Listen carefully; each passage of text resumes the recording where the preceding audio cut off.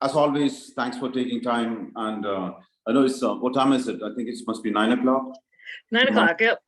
Yeah. Sorry for actually waking you up or just stopping you from your travel, just holding you back from your traveling to getting no on problem. plane or train earlier, sooner. Then here we have Carrie Brown, and this is her second time she's joining us. And thank you very much for that. And she runs a program, very unique program, which I've been following since 2015. I've been following her since 2015. And she used to run a program of entrepreneurial journalism. And from there, the program is very unique, and she moved on to social journalism. Now this program is named engagement journalism. So I've just been talking about your work in today's class. I know about a little bit I know about from reading your stuff and what I learned from Jeff Jarvis, of course. And Carrie has been an award-winning journalist and academician and multiple award winner. And recently, I think your latest award is she's been named one of the top 20 innovative journalists around the world. And she's going to be talking about engagement journalism, as you know. And just please keep your mics off, Swapnil. Keep your mics off, please. And she will take questions after her talk. Okay, all yours. Carrie? All right. Okay, well, like I said, good to see you all, and I'm excited for your questions, because more than happy to focus on anything that you find particularly interesting or, relevant for you in terms of engagement journalism. So I think the most important place to start is always, so what exactly is this? What does engagement journalism actually mean? Which, you would think that given that we have a whole program dedicated to it would be pretty obvious. But what's interesting is, at least in journalism in the US, different people do have kind of different definitions about what engagement journalism actually is. And there's a lot of different job descriptions in newsrooms as well. The way we tend to think about it, Jeff Jarvis and I at our school, is journalism as a service rather than as a product. So we really put the citizen or the community member at the center of our journalism, and we begin all of our work with a process of listening to really understand what the issues are that are important and relevant to others. But one kind of maybe interesting way to go a little bit deeper into this is to look at the differences between what you might call audience engagement and community engagement, because that may help you get a little bit of a better sense of the range of different practices. Because thinking about future careers in journalism, this is something that my students have to think about a lot.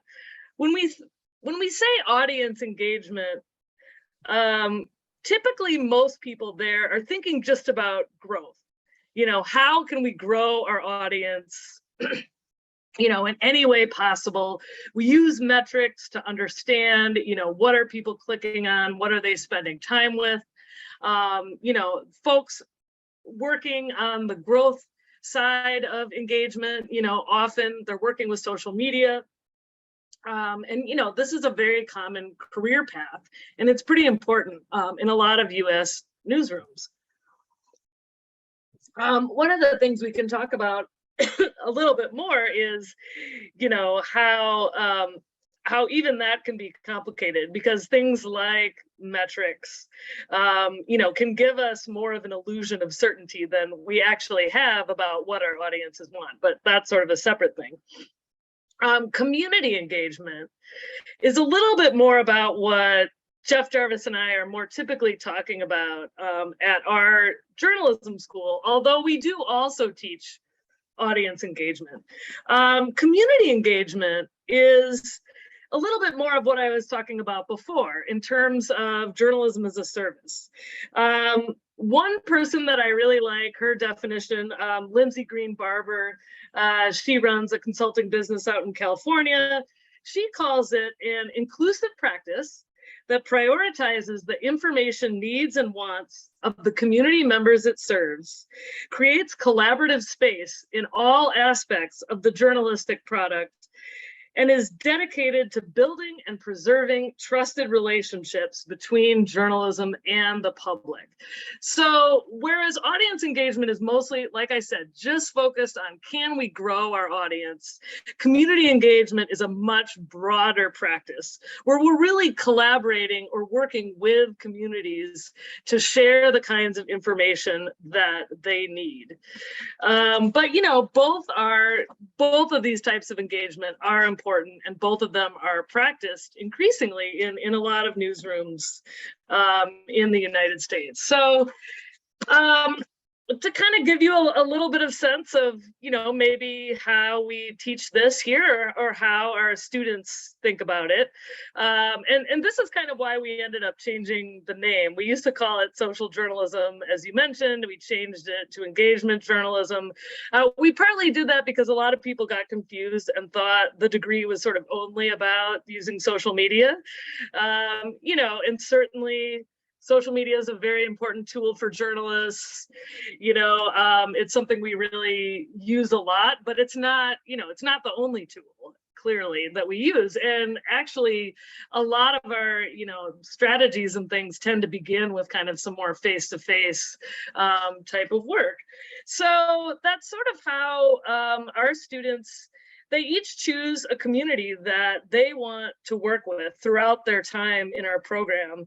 And, you know, we define community really broadly. So that could be something geographic, like a neighborhood, or, you know, something a little bit more, you know, traditional in that vein, or it could be, you know, really any group of people that share some type of common interests or needs. You know, it could be formerly incarcerated people. You know, it could be folks that are very affected by climate change and flooding due to the location of their homes. You know, it could be, you know, fans of, you know, a particular team or something like that. So we define it really broadly. And and the students really, you know, they begin with a real process of listening to those communities before they even, you know, start to report out a story. So I think that's kind of one of the biggest differences is in most traditional journalism, you know, the reporter, or more likely your editor, your boss, comes up with, you know, some story ideas about what they think is interesting or important. You know, the reporter does some research, comes up with a list of questions, goes out, produces a story. In engagement journalism, you know, that's certainly part of it. You know, it's not completely different in any way from other forms of journalism. But before we even, you know, come up with any story ideas, we really try to get out in the community and do some listening and really understanding where some gaps might be in terms of information that people need to live their daily lives, that need to participate in our democracy. You know, what are some of those things? And, you know, one of the first things that you hear when you start talking to people is often that they feel that all of the news about their community is extremely negative. It tends to be very focused on crime, you know, or maybe particularly in some communities that have long been underserved in traditional media, you know, the reporters only show up if there's like one time a year when there's a big parade or if there's some type of act of violence, but there's nothing about more of kind of the day-to-day life as they see it. Those are among the things that we often hear. So it's not just a push for more positive news or anything like that, but really understanding a little bit more about what problems people are facing, you know, and what role journalists could play in that. Then engaged journalists like my students, it's also a little bit more of a collaborative process, even as, you know, they're going out and doing the reporting, you know, continuing to, get feedback from folks and involving them in any way possible in the process of journalism. But then also on the back end, we try to be really creative about the types of journalism we produce to make sure it's having the most impact by actually getting to the people that are affected by it. Sure, I'm a journalist. That was, I went to journalism school. Writing stories or creating videos or podcasts is wonderful. That's what we have training to do. But, for some populations, that's not going to be an accessible form of journalism to them. They're not going to read a 2,000 word story on the internet. So thinking about ways to reach people with important information, that go beyond the story. Maybe it's a text message, maybe it's an email newsletter. If you really want to do something interesting, maybe it involves theater, or creating a chat bot, or, all of these different, things beyond just the traditional story are something that we think about a lot in our program. So for example, I did have a student. She's currently working at the Washington Post, but her project was basically incarcerated people and their families. One of many kind of creative things that she did, in addition to sort of more traditional journalism, is she created a voter's guide that really emphasized issues of importance to people who are dealing with the criminal justice system. And, in addition to sort of putting it online, she also printed out copies and, went to various locations, prisons, and pass them out to families that were nearby or waiting to take the bus to get into a facility. All kinds of creative things like that are things that our students have done to kind of get information out there to people. Another student did, his name is Alan Arthur. He was also working with a similar community, ironically. He, in addition to some great investigative journalism that he did that won a bunch of awards and actually resulted in a couple of laws being changed in the state of Tennessee, he also did some other creative things. He created an event series in which formerly incarcerated people could share their art, and then he would interview them on stage at these events. And obviously he had to pause that during COVID for a little bit, but again, what can we do in addition to some of our more traditional forms of journalism to ensure that people that, really need this information are the ones that are getting it?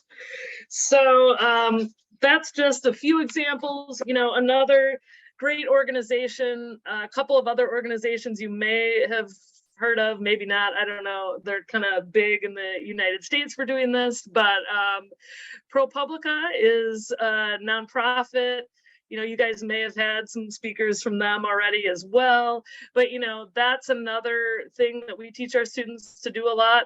How to crowdsource information. If there are no databases available, how can you, involve citizens in reporting, things that are happening to them? My students assisted with one of ProPublica's projects on maternal mortality. There was not good, data on that. So they were trying to collect it themselves and really had to get creative and thinking about, how to get people to share something that of course is sensitive and often, very sad. And they developed some really interesting methods to do that. Also Reveal is an organization out in California. They have a podcast. They too have done things like they did an investigative series on earthquake safety, and they made a coloring book for kids as part of that. They also did, I live in New Jersey, and they did a series about toxic pollution in our state. A little bit depressing, but what they actually did is in addition to the story, they created a comedy show about the series. And I actually went, it was pretty close to my house. And I have to say, I was, skeptical at first, because I'm like, how are you going to make this funny? And like, journalists are not as funny as they think they are. But it actually was incredible. They worked with some local comedians and they actually did really pull it off. So that's, just one example of something that you can do that might be really creative and really interesting or different. And certainly, if you all have questions, we can talk about some more examples of things like that if you're interested. I thought it might be useful to kind of talk about some of the best practices. Just some of the nitty gritty on like how do you go about doing this? Because a lot of it I think sounds good in theory, but then you sort of start thinking about it and you're like, well, what does this actually mean to my day-to-day practice? If I'm a journalist, like what do I do to actually pull something like this off? And I think one of the hardest things is just that it always kind of depends, what strategies that you use in community engagement. There is no one size fits all type of roadmap. You really have to figure out what's going to work for the specific community that you're working with. You kind of have to meet people where you are. Social media, like we talked about before, is a great example. Certainly for some communities, that's absolutely a critical way of reaching people. But others, or maybe they're not using it, or, obviously regular Facebook users might be very different than Twitter users. So really just kind of thinking through what the techniques are. And sometimes trying, and then, if it doesn't work, trying again is often a really important part of this. I mentioned listening, and that's one of those concepts that sounds really broad.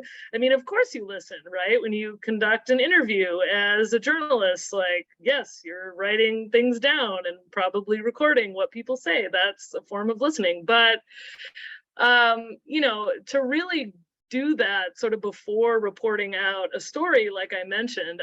One of the things that, students may have done is setting up a table somewhere where the community gathers. Maybe it is outside of a grocery store or in a park or in a library, and inviting people to come up and, maybe ask questions, or maybe you have some type of very creative prompt that you use to get people to kind of tell you about things that are bothering them, information gaps that they have, trying to understand where they're currently getting news and information, and, where there may be some limitations with that. Those are listening techniques.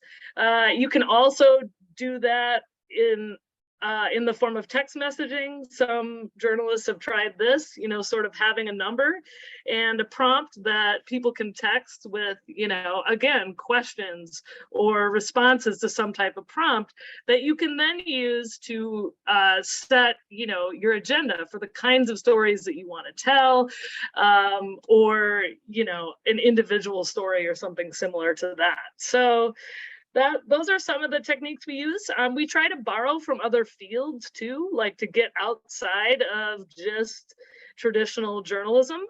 We tried to learn a lot from anthropologists and ethnographers.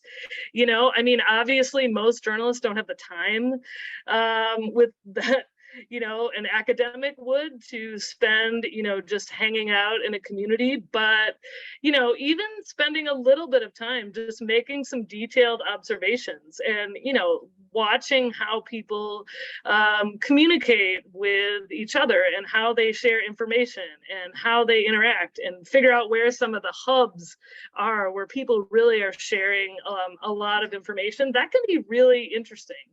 And a lot of my students that have done that have said that, if they go someplace just to observe, not necessarily to report, that they get an entirely new perspective that they just didn't really expect to have in any way. So that's always interesting. We borrow a lot too from community organizers. We've learned so much that community organizers, know so much more about kind of how to collaborate with communities.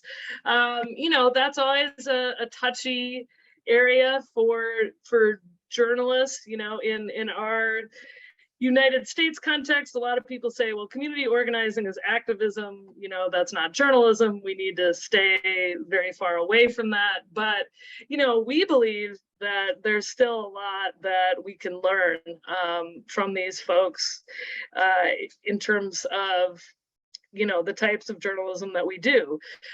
We also talk a lot about, constantly thinking about who are we leaving out of our journalism, and not necessarily even intentionally, or how does, our identity or our position in the world shape our journalism, who we talk to, what information that we put in a story, what information we leave out. That's also an important piece of engagement journalism, because when we say, we're collaborating with the community, we want to be sure that that includes, the whole community. Another strategy that some folks use is what called an information needs assessment. That's more of a kind of traditional instrument of a survey, although you could give it verbally as well if you wanted to. That is just a way to assess information needs in a community before you, go out and start reporting. I mentioned crowdsourcing before as a technique that ProPublica and others use to, gather information from a community about, some phenomenon that you're investigating. If, the information is not available kind of any other way. Events can be a huge part of the community engagement playbook. Hosting events that bring the community together to discuss issues. And also as, a way of listening to the community. There's all kinds of interesting examples of organizations that do that. One was called Your Voice Ohio. They held a series of events all over the state of Ohio with journalists and community members. They really talked about, things like the opioid epidemic and, just really kind of discussing how people view complex issues, because that can really shape and change, reporting in a variety of ways. I mentioned text messaging or WhatsApp before. Lots of organizations super creative in that. Documented is a local news organization here in New York, and they primarily serve immigrants in New York City. And, they have found that for that population and that audience, using WhatsApp just really makes the most sense to deliver news and information, and also to have conversation. That's one fundamental way that social media and the internet have changed journalism, is that, as we now know and sometimes take for granted, it is more interactive. People can talk back to us, but how can we use that in a more, thoughtful way? Transparency is another thing we talk a lot about, is a really important strategy, making sure that our audience understands why journalists make the kinds of decisions that they make, and also how they did their work. I mentioned, sometimes learning from community organizers before. A big piece of building trust with your audience is just making sure that they really understand what you're doing and why. And I think for many years, journalists just sort of took it for granted that their audience would understand, how they report stories and how things work, but that wasn't really always the case. And now, we really try to talk about where we're coming from, why we do what we do. And that can really, build a lot of trust. Another interesting example that I think also gets really outside the box, Spaceship Media's organization here that really tries to bring people together that strongly disagree on issues. And the journalistic element of this is they're trying to really bring reporting and facts into these conversations, to ensure that it doesn't end up just being, a lot of misinformation being thrown around in a variety of ways. But that's another interesting thing too. Can we learn something from folks that know a lot about conflict resolution? And can we, through what we learn from them, can we really complicate the kinds of narratives and stories that we're telling? Often we kind of maybe journalists oversimplify a lot of issues as being, okay, there's two sides, here's a quote from one side, here's a quote from the other. But, in real life, people are very complex and have very complex understanding of these issues. And can we, learn from them about how to better frame and do our stories in different ways? A lot of engagement journalists too are also collaborating more often with other organizations, whether that's outside organizations or universities or even with each other. That I think is a big piece of the future work of journalism is, we all have fewer resources and time that we wish we had, but by collaborating and leveraging different strengths, organizations could do some really interesting work.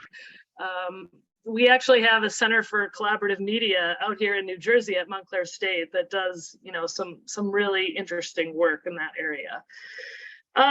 So those are just a few, we borrowed from technology as well, kind of Silicon Valley and sort of design thinking have really taught us a lot as well in terms of engagement journalism, how we can, really, before we invest lots of time and energy into building a new product, like let's say an email newsletter, how can we really start right from the beginning with getting feedback right away, making sure that we're actually, building a product that is going to meet the needs of an audience. So that's something that, we talk a lot about in this program and incorporate a lot. Because again, our students are, we think that often, even if they themselves don't become entrepreneurs, although that's great if they do, and we certainly need more of them in journalism, they may be asked by news organizations, to build new products or services, that look a little bit different from, what they might traditionally offer.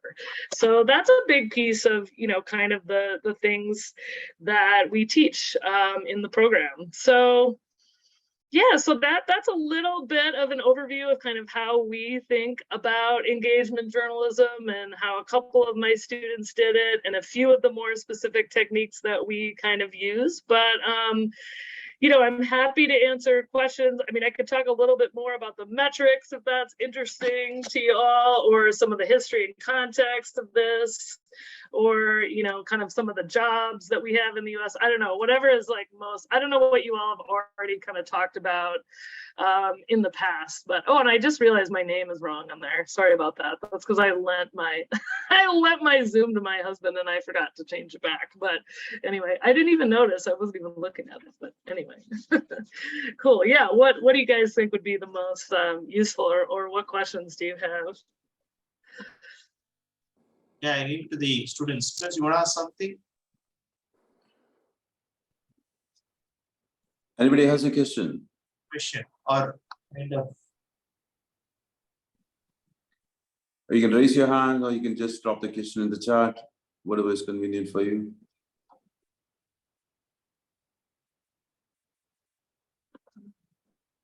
Dead silence, surprising. Uh, yeah, could you just talk a little bit more about the context and the matrix? Metrics, please. Sure, yeah.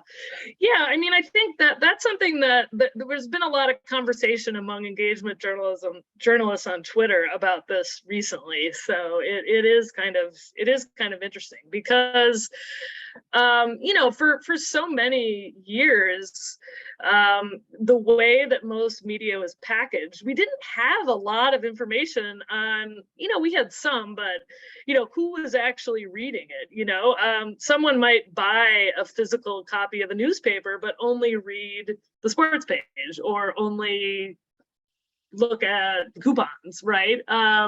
So even though we maybe had a very large circulation, we didn't know a lot about, what people were actually reading or spending time with, or, what they then went and talked about, with their friends and family. We obviously didn't know a lot about that. And the internet obviously changed everything. We could get so granular and we have so much information about, what people are doing at any given time. So, and that was certainly extremely helpful in a lot of ways. It is useful information. And, that's one of the things that we train our students to do, is to really understand, what metrics are and how we can use them. But what's interesting about that, there's a researcher, her name is Caitlin Petra. She has a new book out about the use of journalism and metrics. She also wrote a piece for Columbia Journalism Review. But she really points out that, she did a lot of work interviewing people in different newsrooms. I know she was at the New York Times, I think maybe the Guardian, I can't remember the other one. But just that, metrics are so complex, and that many journalists don't really understand the nuances. They didn't really, yes, they were getting all this information, but it was hard to make sense of, how, and it was hard to really, yes, you could tweak some words in a headline and, maybe make it more likely that someone might click on it. But beyond sort of those simple things, people often, didn't really understand, if a piece maybe got way less traffic than they thought it would, or got way more traffic than they thought it would, a lot of the journalists that she interviewed, they weren't really sure, why that was. And they didn't really know how to adjust their different kind of journalistic practices based on, these metrics that they were getting. So I think that's something that, we talk about a lot too, is that there is sort of, we all have a tendency to prioritize numbers because they seem so much more concrete than, sort of the more fuzzy data that maybe we get through a more qualitative instrument. But, numbers too can obscure some things. And that's why often, we really try to prioritize these listening practices that go deeper. They do take more time. You obviously can't, easily do them quickly, but that gives you a lot more, that talking to people, listening to people, thinking really broadly about how you can measure impact beyond just audience growth. Does people's knowledge change? Are people able to take some type of action based on the information you're giving them? Are they sharing it with other people? All of those types of things, that's also really important.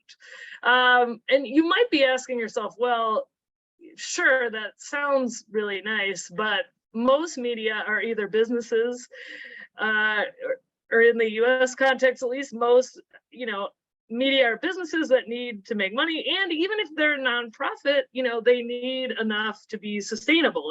That doesn't take away the need to have to pay your journalists and things like that. So what are all these things that she's talking about mean, from kind of the more business, the business side of things? And, I think because these types of practices tend to build over time more loyalty and more trust, that's where they intersect with sustainability.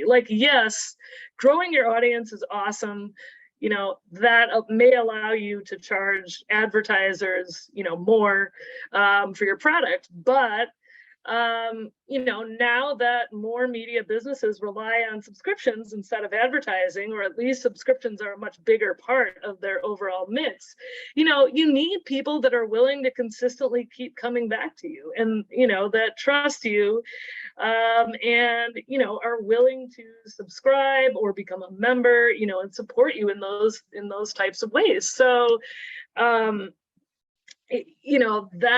that's how some of these engagement practices really become more and more important in today's newsrooms. They're, and nonprofits, funders are also often really looking to see how you can demonstrate this type of impact. So if you do have more of a nonprofit structure, that's something that's really important that you need to do. Carrie, just to follow up, how different is this, what you just described, engaging with the communities, from Jennifer Brentel's Hawken, that Hawken? Oh, yeah. So, yeah, I think Jennifer Brendel and we think about it very similarly, journalism. And I have several readings from her on my syllabus, for example. But yeah, I think they share a very similar view that we do about collaborating with the community. And we've had our students collect questions in the same way that Harkin does from the community. In their early days, we actually kind of helped test out their platform.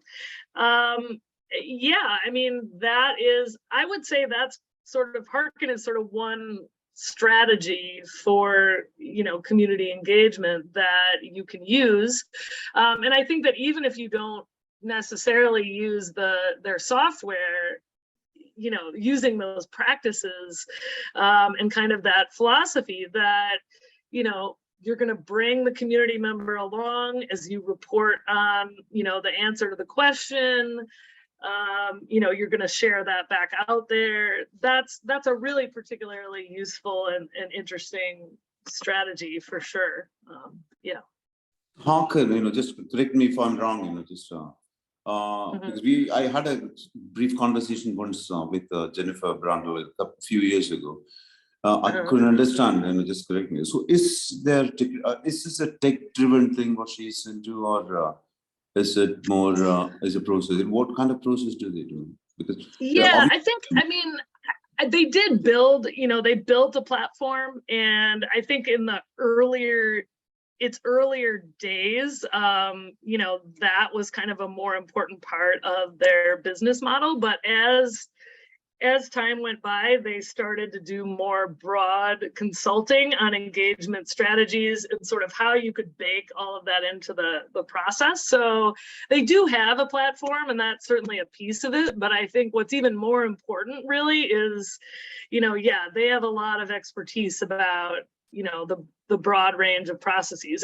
And Curious City, where Jennifer Brandel started out, she sort of started that process of collecting questions. I mean, they're a very interesting case study. A lot of other, public radio stations all over the country have, modeled that approach. They just use the Harkin approach on radio. They collect questions and answer them as part of the program. But that has become, a really successful model. And they've actually been able to show, they've done some surveys and really found that, this does produce impact.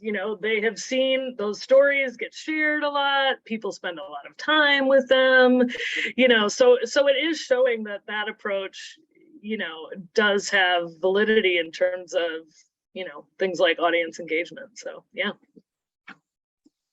Yeah, guys, it's your time, not my time. So can you just talk? Yes, there is a question in the chat, if you don't mind. Aditya, would you like to switch on your camera and ask her? Aditya, you go first. Devanshu, you go after Aditya. Go ahead, Aditya. Yeah. Good evening, sir. Good evening, ma'am. Hello. Your audio is. Can you hear me? No, yeah, go ahead. Sir, so my question, which I had sent as a message, so basically investigative journalism requires, relying on reliable sources. So how do we how do we first build the relationship with a source? Because we need to get them to trust us to give us what we want. So how do we get to do that in such a short span of time? How do we develop that relationship where they can trust us to give what we want? Because as ma'am was saying, she spoke a lot about trust. But how do we establish that trust in such a short span of time for us to get a source to give us what we want? Is basically my question. Yeah, I think that's a really good question because, depending on the source, I would say that a lot of people have, good reasons not to trust journalists, particularly even regular folks, who maybe have not, they either have never seen themselves reflected in journalism at all, or, like I said earlier, the coverage of their community is all based on, crime and things like that. So, and you're right here in terms of the time frame. I mean, it is certainly very challenging, to get anyone to trust you over a short time frame. So that's why I think a lot of engagement is kind of a long game.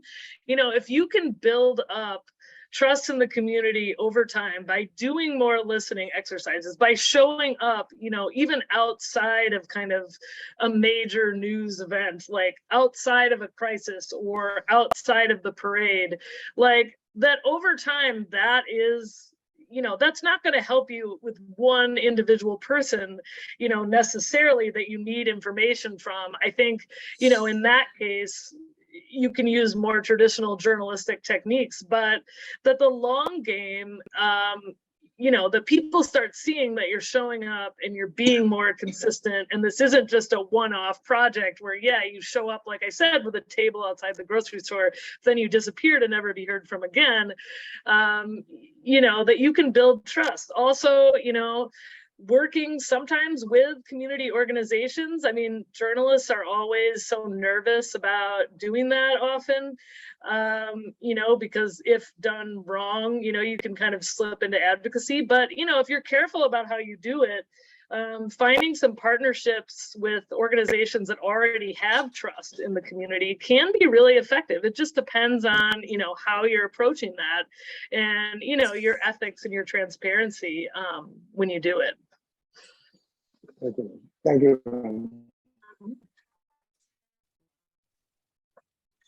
Devanshi, you can go ahead now. Thank you. I cannot switch my video on. My connection is not that stable. Yeah, my question is that since this kind of reflexive journalism that you're talking about, it's more community centered and place based. So it also seems to be breaking away from an individualistic identity based sort of journalism, is how it seems to me. And it also seems like the process of making such news seems to be then the purpose in itself, where the process itself is more communicative and interactive and focuses on engagement. So I'm wondering about how important it is then for this kind of news to reach the traditional centers of power, like government or national news or like policymakers and all of that. And how important that also is, especially factoring in individual identity and also how that would differ with people engaged in high intensity struggles versus lower intensity struggles. And just curious about how you deal with that kind of struggles. Yeah, that's a really great question. And I do think, yeah, it is kind of breaking some silos and moving into a more kind of collaborative, model of how we do our work. Yeah, I mean, I think that absolutely it's still important to sort of, hold powerful institutions accountable and get information to people who are in positions of power to make things happen. I think that still absolutely is a key part of of journalism. But I think what we're trying to do here is also bring, more voices from kind of the bottom up, the folks that have not seen the issues that they care about or not had their their information needs being met. What can we do to kind of expand on the types of journalism that we do? I mean, I think a lot of journalism traditionally is sort of written, by and for people that already have a lot of wealth and power. But, can we think more expansively about that? And by being a little bit more, collaborative in the work that we do, we're sort of empowering everyone to be, kind of greater participants, in journalism and, kind of in the democratic system. But I think that's a really good impression, because I think it has to be, we have to think bigger about how, like, we can be more than, kind of one thing. We can sort of expand the box of like what we think about in terms of doing this kind of work, because it doesn't mean it's not important to, obviously hold government and policymakers accountable. So, yeah.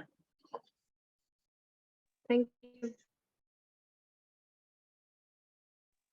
Atira, you can switch on your camera and go ahead with your question.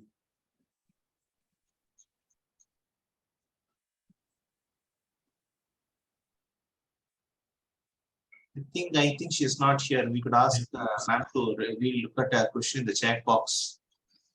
Yeah, Carrie, there is a question. Somebody's dropped a question. Okay, yeah, I can read it off the chat box. Yeah, disability language guide. Yeah, that actually is that is one of the resources that we've shared with our students. And yeah, that is something that, I think journalism in general does definitely need to get a lot better at. And I think you're certainly true that inspiration porn is something that we do, see a lot, unfortunately, in media. That's one of my students was really looking at disabled folks living in New York City and transportation related issues, of which there are a lot of them. This is not a very accessible city by any means, unfortunately. And, because again, this is a process that really starts with listening, he sort of built all of the journalism that he created for this community, around that listening work that he did. So I think, again, this always starts with, rather than coming in, I think where you get inspiration porn is that's the perspective of an editor or journalist coming in and saying, hey, this is what I think is great about this community, rather than sort of flipping it and, starting first with a conversation in which you're actually asking people in that community, what is important to you? How do you want to be seen by others? Using that as a strategy, I think is really particularly important. But yeah, that's a really good question. Who's next? Do you see any hands raised, Manish? I haven't seen any hands raised.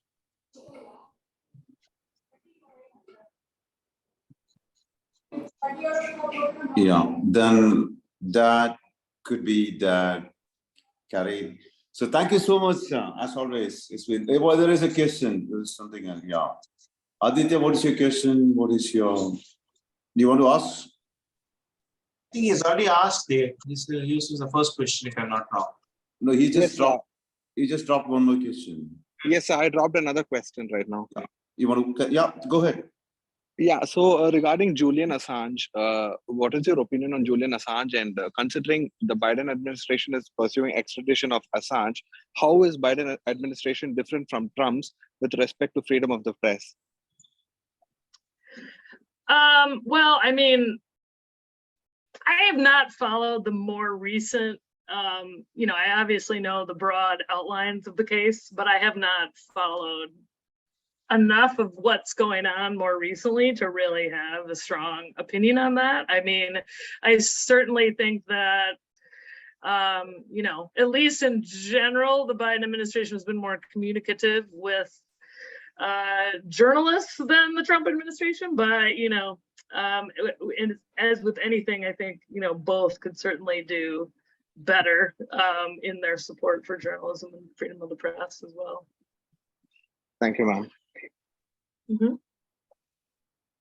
Yeah, thank you so much, Carrie, for taking time for us, and it's been wonderful and insightful as always. Oh, no problem. Yeah, it's always good talking to you all. Yeah, take care. Thanks for the good questions. And she's on Twitter, people. You can follow her on Twitter. It's Prissy. What was that? I forgot. Yeah, Brizzy C. Yeah. So have a nice day. Thank you for. Yeah, you too.